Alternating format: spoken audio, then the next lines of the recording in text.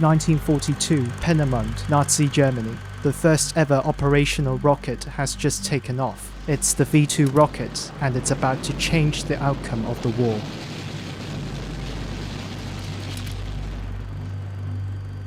On the ground, the Nazi leaders are enthusiastic.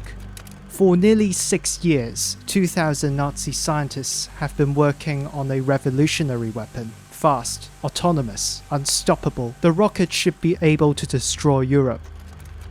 1 year later, the Allies discover the scope of the project. They bomb Peenemünde. The base is wiped off the map.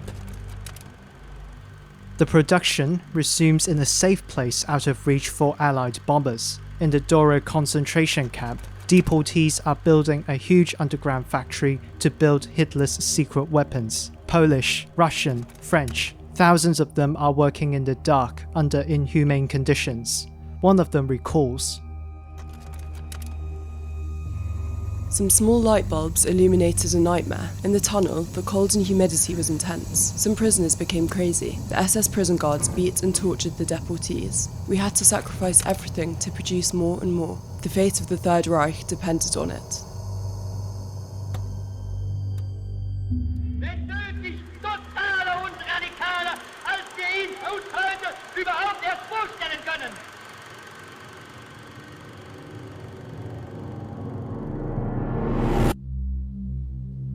Epelec, northern France, under Nazi occupation. A huge bunker is being built. There, V2 rockets will be launched.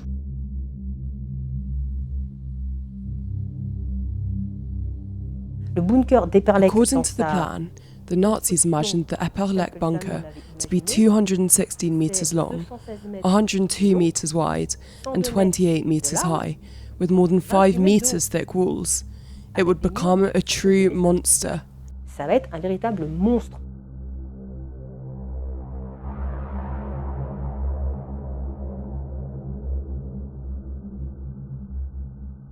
The V2 rockets arrive by train. They follow a pathway inside the bunker. They're filled with ethanol and liquid oxygen, and finally they come out of the bunker. Then they are launched on their targets.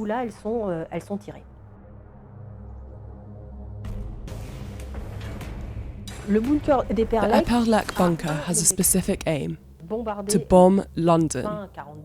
At the end of 1942, the British hear more and more rumours regarding a top-secret Nazi rocket, and they decide to bomb Epelec.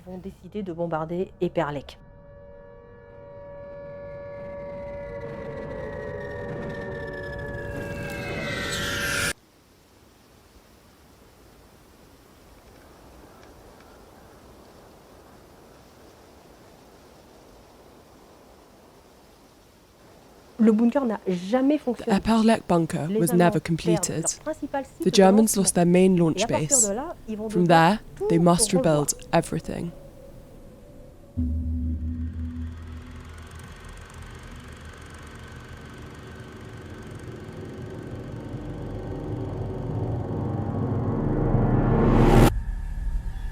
One week after the destruction of Epelec, the Nazis decide to build a huge concrete dome. It is bigger and stronger than the previous bunker, and it aims to protect the rockets. This dome measures 70 meters in diameter. It weighs 55,000 tons, and the roof exceeds 5 meters in thickness. We are in Helfo, less than 300 kilometers from London.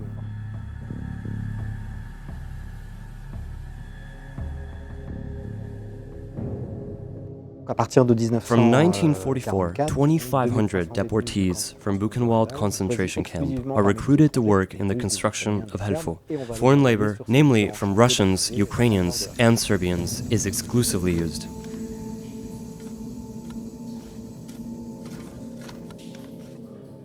The rockets are imported from Germany through a railway along the bunker. At the end of the main blockhouse gallery, an unloading dock was set. These rockets are transported to the preparation room by a crane and a small railway system. We are in the center of the bunker. This is the preparation room. The rockets were assembled here. In 1944, the German army to prepare a rocket in less than 1 hour. The goal is to launch 50 V2s per day.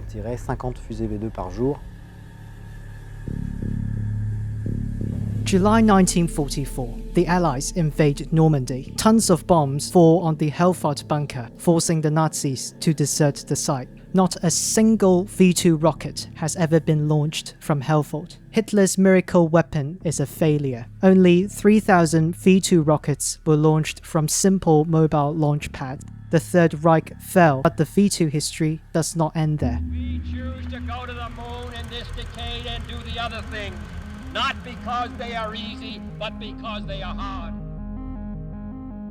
In 1945, the Americans liberated the Dora concentration camp and they discovered hundreds of untouched V2 rockets.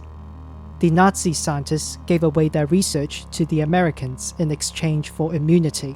Under everyone's noses, they are exfiltrated to the USA.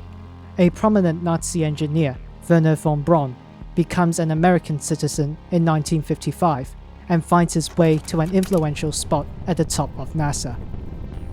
The USA lead the space race thanks to the former Nazi scientists. The V2 becomes Saturn V, the very same rocket that sends the first man to the moon. That's one small step for man, one giant leap for mankind.